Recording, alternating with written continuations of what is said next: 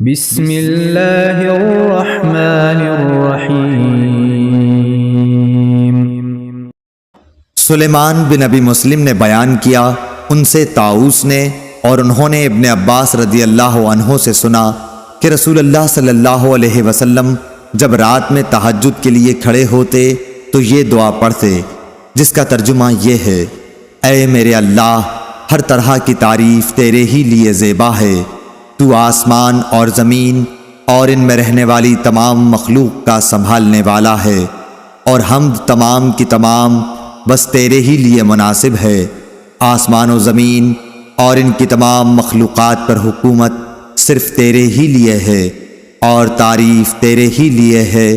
تو آسمان اور زمین کا نور ہے، اور تعریف تیرے ہی لیے زیبا ہے۔ تو سچا ہے، تیرا وعدہ سچا، تیری ملاقات سچی، تیرا فرمان سچا ہے۔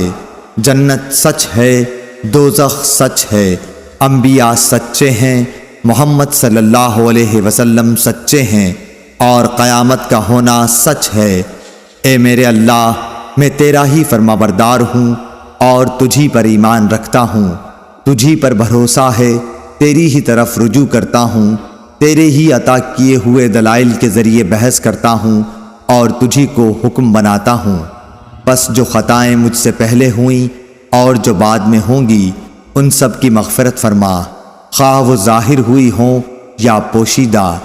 آگے کرنے والا اور پیچھے رکھنے والا تو ہی ہے، معبود صرف تو ہی ہے، یا یہ کہا کہ تیرے سوا کوئی معبود نہیں۔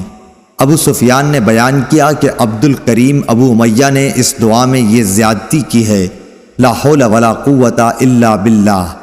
سفیان نے بیان کیا کہ سلیمان بن مسلم نے طاؤس سے یہ حدیث سنی تھی، انہوں نے حضرت عبداللہ بن عباس رضی اللہ عنہ سے، اور انہوں نے نبی کریم صلی اللہ علیہ وسلم سے۔ صحیح بخاری حدیث نمبر 1120۔